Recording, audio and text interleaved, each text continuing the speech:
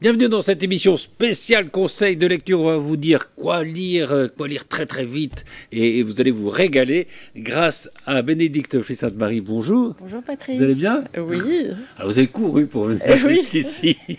Des petits problèmes d'orientation. d'orientation. Vous êtes romancière. Vous étiez venu ici pour nous présenter votre roman Je suis né au son du violon, l'histoire de Camille Urso, une violoniste qui a été une star absolue au 19e siècle et qui a disparu de nos mémoires. Et c'est un livre qui continue, qui a sa vie, qui continue que j'ai ramené d'ailleurs, qui est là. On va l'offrir à Sylvain. Voilà, avec grand plaisir. Et Sylvain Gédrézac, qui est libraire à la librairie du Pavé du Canal. Pavé du Canal, tout à fait. À Montigny-Bretonneux, même. Alors, magnifique librairie et magnifique libraire. Il parle des livres d'une manière absolument formidable. Alors, vous avez choisi l'un et l'autre des conseils de lecture. On va commencer avec vous, Sylvain, si vous êtes d'accord. Oui. Avec un polar. Alors avec un polar, parce qu'il y a eu Quai du Polar à Lyon ce week-end, qui est vraiment l'événement annuel du polar. Ça commence vraiment à prendre une ampleur assez géniale. Le livre que je vais vous présenter n'a pas été primé, mais bon voilà, il faisait partie évidemment des moments clés de ce festival. Est-ce que vous savez, Bénédicte et Patrice, ce qu'est un buddy movie au cinéma? Buddy movie. Buddy movie, qu'est-ce que c'est? Il y a une histoire d'homme là-dessous. Voilà, vous savez bien. En fait. Un buddy movie, en fait, c'est un film qui met en scène deux héros qui sont souvent deux hommes, qui sont deux héros qui se ressemblent pas du tout et qui portent l'histoire. C'est un peu Bourvil de Funès. D'accord. C'est un peu Laurel et Hardy. C'est un peu Bud Spencer et Terence Hill. Vous vous rappelez dans les années 80? Ah oui, absolument. Oui. Il y en avait plein. C'est aussi L'Arme Fatale, par exemple, aux États-Unis. Oui, le duo, quoi. Enfin, c'est-à-dire qu'on a un personnage un peu maladroit, un peu rigolo, et un autre très sérieux. Il y a aussi l'emmerdeur avec Brel et Ventura. C'est vraiment. Donc là, c'est pas un buddy movie, c'est un buddy book. Bon, ça n'existe pas, c'est moi qui dis ça, mais c'est un peu ça. Voilà, on a deux héros, on a Ike et Buddy Lee. D'ailleurs, il s'appelle Buddy, je l'avais même pas remarqué. Buddy Lee est blanc, Ike est noir. Ils vivent tous les deux dans la même ville. Ils auraient jamais dû se rencontrer en fait, parce que Buddy Lee vit dans une caravane, enfin un mobil-home un peu pourri, il faut bien le dire. Il est très pauvre. Ike a une situation professionnelle bien plus enviable. Donc ces deux-là, voilà, Ike est très taciturne, Buddy est très rigolo, un peu beauf, comme on pourrait dire en France. Ils n'auraient pas dû se rencontrer. Le fait est, bien que leurs deux fils sont homosexuels, se sont mis ensemble, se sont mariés, ont adopté une petite fille, et malheureusement, ces deux amoureux ont été assassinés sur un trottoir de la petite ville où ils habitent, en Virginie occidentale. Non, comment? En Virginie, ouais. Et donc, que s'est-il passé? Évidemment, la police traîne des pieds. Enfin, évidemment. En tout cas, dans cette affaire-là, la police n'est pas très bonne. Donc, les deux compères, les deux comparses vont essayer de s'entendre. Au début, c'est un petit peu compliqué. Et c'est peut-être un petit peu mécanique tout le temps dans les buddy movies. Finalement, les deux s'entendent très bien. Ouais. Au finish, c'est très drôle. Enfin, là, en l'occurrence, le sujet est quand même assez lourd. Mais Buddy Lee peut avoir des saillies qui peuvent faire sourire. En tout cas, c'est superbe. C'est écrit par Cosby. Alors, c'est Sean A. Cosby qui a sorti un livre il n'y a pas très longtemps en grand format, là, qui est sorti il n'y a pas longtemps. C'est Sean A. Donc alors, Sean A. Voilà, Cosby. Il a sorti Le sang des innocents, je crois, qui cartonne actuellement en grand format. Son précédent, c'est celui-ci. C'est un écrivain qui commence... C'est un poche qui coûte 9 €, quelque chose comme ça. C'est un écrivain qui commence vraiment à tirer son épingle du jeu. Il a une 50aine d'années. La dernière fois, on parlait de Paul Auster. Vous savez, des auteurs américains, il y en a beaucoup de très moyens. Celui-là, on a vraiment l'impression de lire de la bonne littérature américaine. En plus, c'est court, c'est très bien écrit, c'est cinématographique. Les dialogues sont très très bons. Voilà, c'est à lire absolument. C'était mon premier coup de cœur. C'est le premier coup de cœur. On en aura un autre. On va passer à Bénédicte avec Olivier Bourdeau et développement personnel. Alors, c'est pas du tout un livre de développement personnel. Là, c'est un roman. Et je m'en félicite parce que c'est pas ma passion non plus pour les livres de développement personnel. Et en fait, Olivier, je vous montre d'abord cette belle couverture. En fait, Olivier Bourdeau, je ne sais pas si vous situez, je pense que Sylvain... on va situer quand vous allez nous dire le titre de son premier... En fait, son premier opus, c'était un coup de maître, c'était en attendant Beaujungle. En attendant Beaujungle, voilà. Qui a été adapté au cinéma avec Virginie Efira et Romain Duris. Voilà. Et il a aussi écrit Florida, que moi j'ai adoré, que j'ai encore préféré En attendant Beaujungle. En fait, c'était une petite fille qui gagne un concours de minimis et ça va complètement vicier de l'intérieur la tête de sa mère et ça va devenir une espèce d'obsession et de délire. Et bref, et là, il se situe dans un registre qui est complètement différent parce que ça n'est ni un roman, ni de l'autofiction. En fait, c'est en fait au début de ce livre, Olivier Bourdeau himself. Donc, il est en panne d'inspiration. Voilà. Dis-moi, je gagne ma vie en racontant des histoires, mais j'y arrive plus, quoi. Il est en panne sèche, clairement. Il est en panne sèche. Du coup, il prend le large. Il se loue une cabane à Ibiza et l'éloignement avec l'Hexagone n'y fait rien. Ça ne jaillit pas. L'inspiration ne vient pas. Enfin bref, voilà, il est à peu près au même point. Et petit à petit, il réalise en fait que l'inspiration, elle pourrait venir de lui-même parce que en fait, il se rend compte qu'il est un personnage, parce qu'en fait,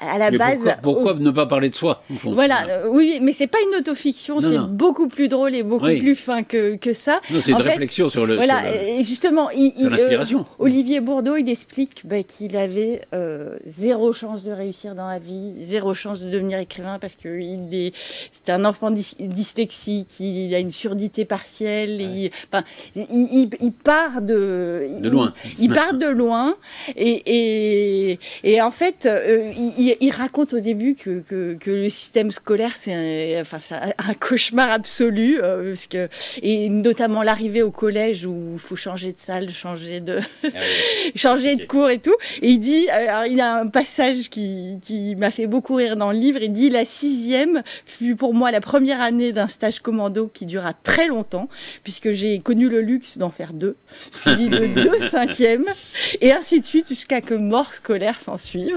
Et je crois qu'il dit une chose qui, au fond, qui est intéressante, c'est parler de soi, enfin voilà. Et parler de soi, ça stimule les mêmes zones que la coke, non? C'est ça, oui, ça apporte le même... c'est pas mal, alors il vaut mieux parler de soi peut-être que de prendre de la cocaïne, non? Sentiment de contentement. Et vous savez, dans beaucoup de livres, et chez beaucoup d'écrivains, il y a la rencontre providentielle qui... fait exploser la vocation et puis tout change. Et lui, c'est le contraire. Il dit malgré une longue présence dans la matrice, donc l'univers scolaire, je n'ai jamais croisé un professeur qui m'ait tendu la main, enfin de cette manière, parce que j'en ai reçu plusieurs dans la gueule. Voilà. Donc voilà. Et en fait, ce qui se passe pour Olivier, c'est que il est opiniâtre, il y met du cœur. Il y a son professeur de français qui lui demande de faire une rédaction et il raconte ses vacances chez son grand-père, sans eau, ni électricité. Enfin, et avec vraiment, il a mis toute sa conviction. Cœur, oui. Et son prof lui dit que c'est nul et lui dit Olivier Bourdeau se prend pour une pâle copie de Marcel Pagnol, en fait. Et voilà. Et donc...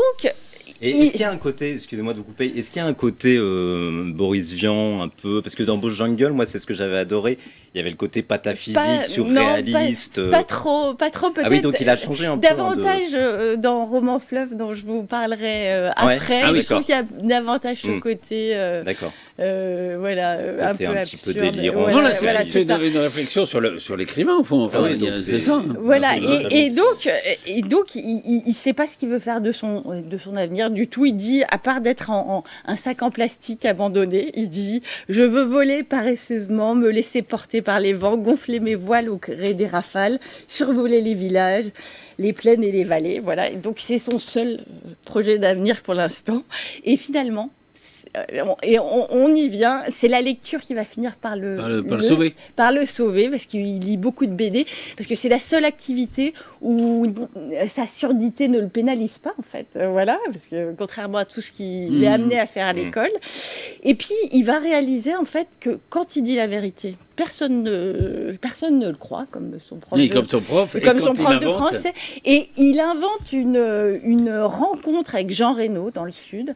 Et alors là, tout le monde est fasciné. Voilà, toute sa famille est fascinée. C'est raconté d'un été sur l'autre. Enfin, voilà. Et il comprend à ce moment-là le pouvoir de la fiction. Et donc, c'est là où il y a la vraie naissance de l'écrivain. Voilà. Et ça, donc, c'est le détonateur. Et puis, alors... on va pas en dévoiler plus. Voilà, après, on va pas en dévoiler plus, mais bon, il faudra encore beaucoup de hauts et de bas, de métiers miteux. C'est bien, c'est un joli titre en plus, développement personnel. Oui, voilà. C'est qui brouille les pistes. En plus. Voilà, et donc il a compris au fur et à mesure de son introspection et de ce séjour à l'étranger que le personnage le plus grotesque qu'il connaissait, c'était lui. Et que, voilà. Parlez de vous. Voilà. Parlez-moi de moi, il n'y a que ça qui m'intéresse, comme sur TVA. On continue avec un polar. Ouais, c'est un polar, c'est Précipice. Oui, Précipice chez Pocket. Tout à l'heure, je vous ai pas dit, mais La colère, c'est chez Pocket aussi. Alors là, c'est une autrice française. C'est pareil, elle a une quarantaine d'années, une cinquantaine d'années. Céline Dangean, hein. Dangean. Et alors, ce qui est bien, je vais vous parler de l'histoire, mais ce qui est bien, c'est elle est du Pays Basque, Bagnères de Bigorre, etc., c'est-à-dire les Hautes-Pyrénées, le Pays Basque. Et ce pays qu'elle connaît. Pyrénées, faites attention. Ouais. Non, oulala, non, mais en tout cas, un large quart sud-ouest de la France, elle le connaît très bien, et c'est un personnage pratiquement à part entière du livre. Il y a un côté terroir français qui nous montre qu'on peut ficeler des intrigues absolument géniales à l'américaine. On a l'impression de voir un film, alors que c'est en France. Alors de quoi ça parle? Ça se passe, non, c'est pas Sarouille. Oui, il y a un petit village qui s'appelle Sarouille. C'est vers Bagnères de Bigorre. Voilà. Enfin, personnellement, j'y suis jamais allé. Mais oui, Sarouille, oui, il faut. Alors, MPC, j'ai envie de vous dire un truc comme ça. MPC, qu'est-ce que vous en pensez? MPC? Ouais. New York, non, c'est pas quelque chose... Non, MPC, en fait, ça veut rien dire. C'est un code qui est inscrit à la bombe à aérosol sur le carrelage d'une salle de bain par un meurtrier qui vient d'essayer de tuer une jeune femme qui est complètement saucissonnée dans sa baignoire, qui peut pas bouger et qui a le niveau, parce que le robinet coule, le niveau de l'eau monte dangereusement, la personne va se noyer, c'est absolument infâme. Et en fait, Uber Eats, pardon, j'ai dit une marque, mais les livreurs de pizza, ça a du bon, puisque là, un livreur de pizza arrive dans cette maison isolée, et donc il arrête le robinet, et la jeune femme est donc sauvée.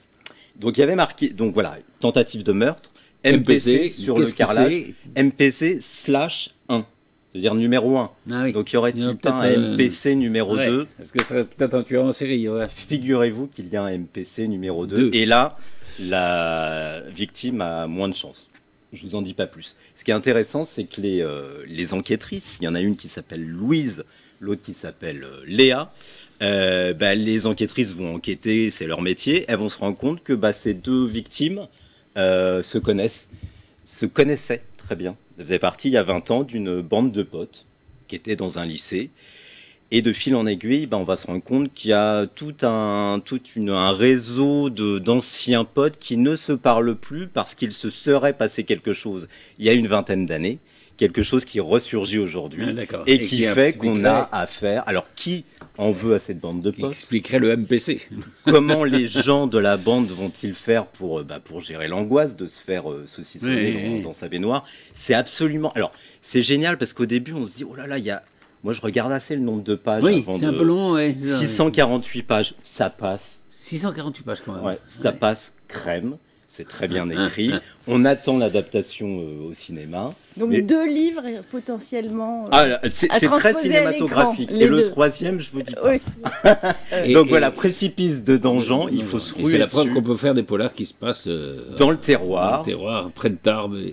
Alors, non, Tarbes, c'est... Enfin, bref, c'est les Hautes-Pyrénées, c'est pas très loin. Ah bah d'accord, je suis nul en géographie française. En tout cas, allez-y, achetez-le, lisez-le. C'est vraiment très très bien. Et juste pour vous dire que Céline Dangean est quelqu'un qui milite beaucoup pour que les femmes qui écrivent du polar en France aient plus de visibilité. Elle a créé un collectif qui s'appelle les Louves du polar, avec plein d'amis à elle. Bon, j'ai les noms là, Pétronille Rostrania, Marlène Charine, etc. Ce sont des école féminine du des polar. Autrices qui ont vraiment beaucoup de talent. Tout à l'heure avec Bénédicte, mais voilà, c'est vraiment des femmes qui ont beaucoup de talent. Qui écrivent peut-être des polars. Il y a des aspects féminins qui sont tout à fait sympathiques à lire. En plus, c'est pas traduit, c'est en français. Il y a une école féminine du polar, hein, quand même. Bien sûr, mais là c'est la nouvelle génération qui est là. C'est Dominique Sylvain qui a oui, puis on est la future Fred Vargas, c'est peut-être Fred Vargas, oui. Elle, voilà. Oui. En tout cas, elles se mobilisent. Elles ont oui, c'est vrai qu'il y a eu des grandes femmes, enfin, des grandes écrivaines. Bien sûr. Elles ont un Insta, etc. Suivez-les.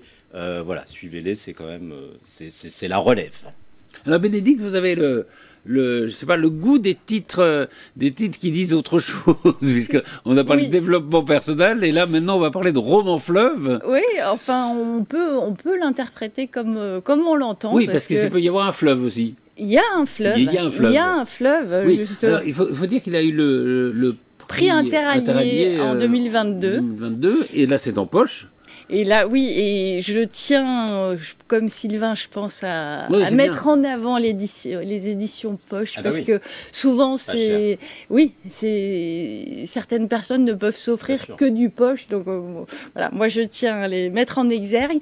En fait, c'est pas comme dans la chanson de Renaud où c'est pas l'homme qui prend la mer, c'est la mer qui prend l'homme. Là, c'est la scène qui embarque trois pieds nickelés. Voilà, qui sont aussi ridicules les uns que les autres. Donc il y a un des personnages, c'est l'auteur de ce livre, Philibert Hume. Il embarque donc avec Samuel Adrien, qui est son compagnon de plume, et un troisième larron, et en fait le voyage, il a tout pour c'est un peu 3 hommes et un bateau, enfin, voilà, c'est ça, c'est une revisite de 3 hommes et un bateau, et en fait donc tout part mal, hein, parce qu'ils sont navigateurs, voilà, comme moi, voilà, ostréicultrices. Enfin, ils sont absolument pas qualifiés pour le voyage. Ils partent sur un canoë qui a 2 places alors qu'ils sont 3. Ils bricolent un mât avec un rideau de douche et une tringle à rideau. Voilà. Et en plus, le narrateur, donc Philibert Hume, en fait, c'est un snob complet. Une fois franchi les limites de la capitale, tout le monde lui paraît être un autochtone. Enfin, il couvre de son mépris tous les gens qu'il rencontre. Alors, je crois qu'il y a une phrase en exergue qui dit « L'éditeur ne saurait être tenu responsable des mauvaises idées que ce livre ne manquera pas d'instiller dans le cerveau vicié des nouvelles générations gavées d'écran et pourries à la moelle. » Hein, voilà, oui, mais enfin, j'encourage toutes les générations à prendre le large, mais bon, dans ces conditions, peut-être pas.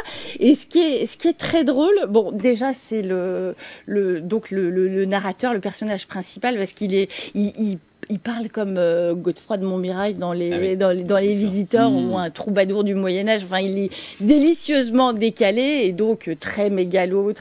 Et en fait, vous aimez bien les personnages décalés, parce que... Oui. Et donc, dans le premier aussi, c'était assez décalé. Hein. Voilà, et donc, ils vont connaître tous les incidents possibles et imaginables, couler, se faire charger par des... Voilà, on rit tout le temps. temps. Vous l'avez lu, non? Non, je l'ai pas lu, moi. Et alors, je je signale, comme on est sur TV78, qu'il y a 6 chapitres qui se passent dans les Yvelines. Il fait étape à l'Île-Corbière, à Saint-Germain, à Conflans-Sainte-Honorine, à Vilaine, à Croissy-sur-Seine, à Mantes-la-Jolie. Donc, c'est formidable. Ah oui, c'est un roman. Voilà, c'est un roman. Voilà. Et en fait, ce livre, au-delà de l'histoire qui est drôlatique, mais qui est presque anecdotique, c'est l'usage que fait l'écrivain de la langue française. Oui, c'est ça. Voilà, il a un style. Voilà, il a un style, il utilise des termes qu'on n'entend plus nulle part, comme coruscant. Et des figures de style aussi. Voilà, c'est ça, coruscant, toué. Je ne sais pas si vous savez ce que c'est, toué. Coruscant, je vois, mais toué, non. Voilà, c'est faire avancer un navire en tirant sur une amarre. Voilà, c'est ça. Et voilà, il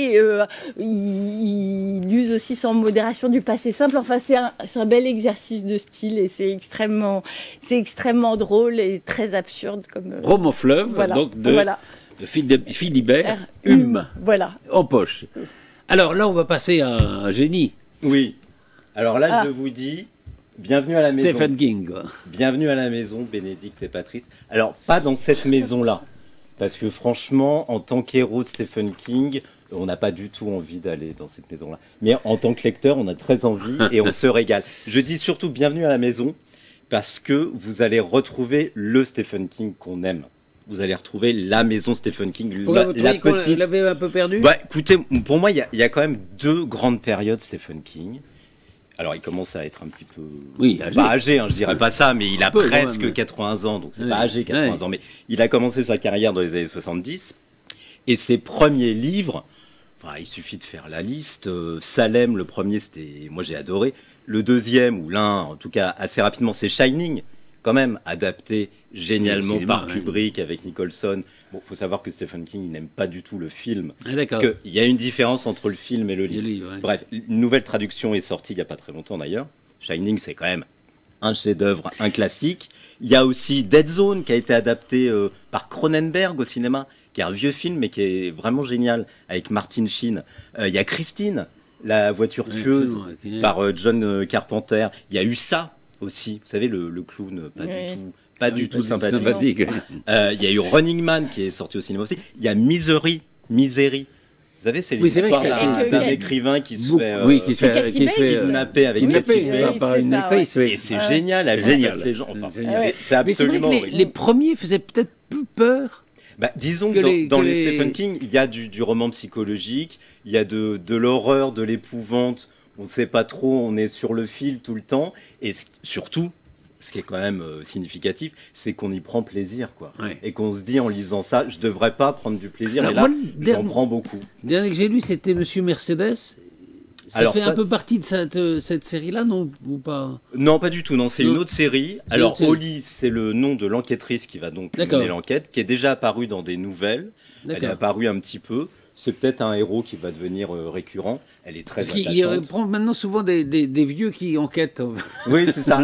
Alors là, vous avez des vieux, comme vous dites, qui enquêtent pas, mais qui font des choses un peu spéciales dans cette maison. C'est des vieilles personnes, des vieilles personnes en plus respectables, des anciens professeurs qui... des universitaires, hein, c'est ça? Des universitaires, ouais. Et c'est vrai qu'on retrouve le vélo à côté de chez eux d'une fille qui a disparu. L'histoire. Alors, moi, je dis que c'est mieux parce que les derniers, c'était Élévation, l'Institut, Billy Summer. C'était des Stephen King qui, pour moi, après, voilà, chacun ses goûts. Mais c'était pas vraiment jubilatoire. Alors que là, c'est pareil, il y a 600 pages. On le voyait faire, quoi. Il y avait une sorte de mécanique. De mécanique. On savait qu'il savait faire, quoi. Là, souvent, ce qui est intéressant avec Stephen King, c'est qu'on comprend assez rapidement et on se dit, bon, il va pas aller jusqu'au bout ou jusqu'où a-t-il prévu d'aller? Et en fait, on se rend compte souvent, en tout cas dans celui-ci, qu'il va très loin. Alors l'histoire, c'est quoi? C'est une jeune fille qui s'appelle Buddy, je crois, qui disparaît. Non, c'est pas Buddy, enfin je sais plus. Bonnie. Voilà. Elle disparaît, on retrouve son vélo devant un magasin avec un petit mot, un petit post-it posté dessus, collé dessus, disant « j'en ai assez ». Voilà, donc on imagine un suicide, etc. Bon, Holly appelée par la mère de Bonnie, va mener l'enquête. Elle va se rendre compte que c'est pas du tout un suicide. Et voilà, sur le chemin de la vérité, elle va croiser le chemin d'Em, qui est la femme, et Rodney, qui habite au 93 Ridge Road, dans une très très belle maison américaine qui fait rêver. Et bon, ces vieilles personnes sont un petit peu impliquées un peu bizarre dans la disparition de Bonnie et dans la disparition d'autres aussi, et il y a quelques années. Donc ça fait un petit moment que ça dure. Il y a des voisins qui ont disparu, on ne sait pas trop où ils sont. Et là aussi, il y a quelques pages. Hein, alors il y en a 600. 600 aussi, mais ça ne se lâche pas, quoi. Mais alors là, c'est encore... Précipice, c'était déjà très bien. Mais alors là, voilà, moi je me suis retrouvé ado quand je lisais dans ma chambre d'ado avec des posters partout, quand je lisais Shining, etc., et que j'allais le lundi matin avec mes potes, on en parlait, et voilà. Parce qu'aujourd'hui, la production de romans fantastiques est absolument pléthorique, géniale. À l'époque, Stephen King, il n'avait pas bonne presse. Moi, j'ai eu un professeur à la fac, on nous disait franchement, non, Stephen King... Honnêtement, non, même si c'est pas Paul Auster et Bret Easton Ellis, oui, après sur le style, on pourrait parfois discuter un peu, mais bon. Mais on n'est pas là pour le style, on est là pour s'amuser, aux dépens des héros, mais qui sont des héros de papier, donc tout va bien, ils n'existent pas dans la vraie vie. Voilà, courez sur Oli, vous allez vous régaler. C'est chez Albin Michel. C'est Albin Michel, qui sont des importants. Habituels. Bénédicte, alors là, on va rendre hommage, ou rendre leur place aux femmes dans l'histoire, grâce à vous, et grâce à une bande dessinée. Oui, que je vous montre. Voilà. Parce que l'histoire de France au féminin. Absolument, parce que vous savez combien cette cause me tient à cœur. Hein, Camille Urso, la violoniste, c'était ça. C'était pourquoi on ne pouvait pas être une femme violoniste au 19e siècle. Voilà. C'est tout un mouvement d'ailleurs en ce moment dans l'édition de rendre à ces femmes la place. Parce que l'espace qui leur a été échu, il était très restreint. Parce que si on demandait, il y a 10 ans, ou il y a même à 5 ans, un enfant, un adolescent, cite-moi des femmes célèbres, c'est toujours un peu... Voilà, c'est Aliénor d'Aquitaine, Jeanne d'Arc, Olympe de Gouges, Marie Curie, Simone Veil. Voilà, ouais. Enfin, voilà, le panel, il est vite bouclé. Et est-ce que c'est parce que le génie est une prérogative masculine ? Non, je pense pas. Non, c'est parce que très longtemps... L'histoire a été faite par les mecs. Voilà. Donc pendant très longtemps, l'histoire a été faite par et pour les hommes, et les réalisations et les destins des femmes étaient purement et simplement gommés. C'est vrai que d'une façon générale, le pouvoir était aussi détenu par les hommes. Enfin, voilà. Tout allait de pair, quoi. Et ça s'appelle, ça a un nom, ça s'appelle la mentrification. Voilà. Et justement, ces deux autrices là, et donc Sandrine Mirza là, qui est historienne de formation, et Blanche Sabac qui est illustratrice et qui est militante féministe, elles ont décidé. C'est une très bonne idée, ça. Voilà. On apprend. Alors, il y a des personnages qu'on découvre dans. Eh ben, c'est en fait le principe de l'album, c'est une grand-mère qui s'appelle Mamina qui retrouve deux de ses petits-enfants le 8 mars, et elle leur déroule le fil de ses trajectoires, en fait. Et outre celles qu'on a citées, on découvre par exemple Christine de Pisan, qui est la première femme qui a vécu de sa plume et que personne... voilà. Et on combat aussi dans ce livre les idées reçues, parce que quand on vous demande de citer des périodes de régression des mœurs, vous dites quoi? De régression des mœurs? Régression des mœurs. Alors, contrairement, oui, parce que moi je dirais le 19e siècle, mais... Mais oui, vous êtes calé, Patrice. Parce que c'est vrai que je parlais toujours avec une historienne ici, au Moyen-Âge, par exemple, les femmes étaient beaucoup plus libres qu'on ne le pense. C'est ça, et bien... c'est le propos de ce livre, parce que on a tendance à... Et là, après le siècle bourgeois du 19e, c'est là que ça a commencé. Voilà, Le 18e, c'était assez libertin encore. Il y a des choses. Enfin, en fait, quand on pense à ces époques voilà, où les mœurs étaient voilà, un peu frustres, on pense à la Gaule. On pense au Moyen-Âge. Or, c'était deux ères où les femmes avaient du pouvoir et tout. Et en revanche, effectivement, comme vous le disiez, Patrice, le 19e siècle, après Napoléon, une chape de plomb, une catastrophe absolue, et la Renaissance n'a pas été une Renaissance pour tout le monde. Et donc, voilà, c'est ces points sur les i que met cet album. Et voilà. C'est chez qui? Alors, c'est chez Casterman, et c'est d'utilité publique. Et je conseille... Et c'était un coup de cœur du pavé du canal aussi, de mes deux collègues. Voilà. D'accord. Et Blanche... Il faut aller un petit peu vite, donc je vous coupe. Il y avait un petit livre pour enfants dont vous vouliez parler. Oui. Alors là, c'est autant le livre en lui-même que je voulais mettre en avant. Nature. Voilà, que la maison d'édition, parce que c'est Talent Haut, qui est une... je pense que c'est la dessinatrice qui s'appelle Gribouille. Voilà, c'est ça, Marie Gribouille. Ouais, non, en fait, cette maison d'édition, je vais aller rapidement sur le contenu du livre, mais cette maison d'édition, c'est une maison d'édition qui s'attache à travers ses ouvrages à combattre les stéréotypes, notamment genrés, et voilà, et à lutter contre les discriminations. D'accord. Et en fait, là, c'est un livre idéal à offrir à un enfant qui va vous avez partir en classe nature pour la première fois. À l'enfant, et l'histoire de France au féminin aux parents. Voilà. Donc, c'est pas mal. C'est pas mal. Donc, ça aide les enfants à grandir, ça dédramatise. Mais c'est très bien maintenant la littérature pour enfants, il y a des vrais messages. Sylvain. Oui, alors, Patrice. Oui. Je vais vous montrer une photo. Ah, d'accord. Je vais vous montrer une première photo. Voilà. D'accord. Voilà. Alors, qu'est-ce que ça vous inspire? Donc, c'est un tableau, évidemment, qui a été peint par Adélaïde Salle-Wagner, en 1874. On peut dire que c'est quelque chose de très académique. Ça s'appelle la leçon de lecture. Ah, d'accord. Je vais vous montrer un autre tableau, le tableau numéro 2, qui date de la même année. Voilà, 1874.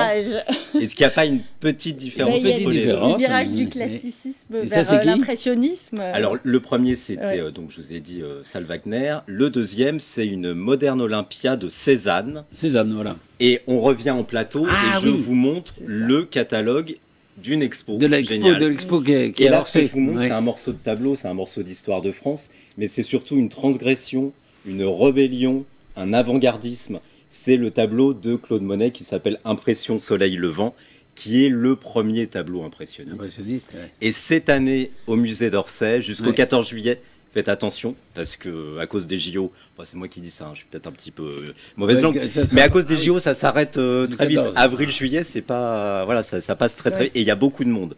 Allez-y, c'est l'exposition de l'année. C'est en fait, on se replonge dans cette année 1874, qui a vu, comme tous les ans, l'organisation du salon officiel, l'Académie des Beaux-Arts, qui se passait dans le palais de l'Industrie, qui se trouvait sur les Champs-Élysées, qui a disparu.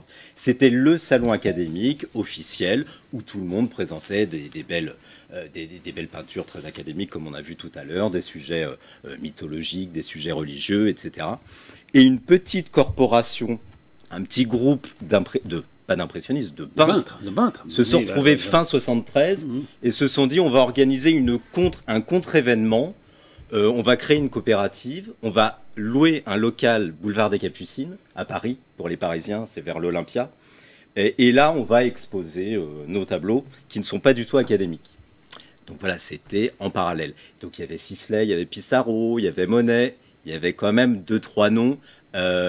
Des impressionnistes qui ne s'appelaient pas encore comme ça. C'est un journaliste du journal Charivari qui s'appelait Louis Leroy et qui parle quoi? C'est cause d'Impression Soleil Levant, non? Oui, le mouvement impressionniste. Ça. Impression Soleil Levant, s'il avait appelé ça autrement. Bon, voilà. Donc Louis Leroy parle des impressionnistes, mais au début c'est négatif. c'est pour les montrer du doigt, c'est pour dire, oui, ça, voilà, ils nous font, voilà, ils nous montrent des peintures qui sont complètement diluées. Ça n'est pas du tout dans les canons. Quand il y a un Picasso qui dit je pourrais en faire autant, quoi. Exactement. Donc ce livre est génial parce qu'on nous montre des photos, enfin l'exposition est géniale. Est bien. Voilà, parce qu'on voit les deux. On voit les deux. Ça, on peut le procurer en librairie. Bien sûr, ça coûte 45 €, c'est un petit peu cher, mais oui, mais c'est des livres qui restent. C'est au musée d'Orsay, RMN Grand Palais. Et je voulais juste vous montrer la 3e photo. Oui.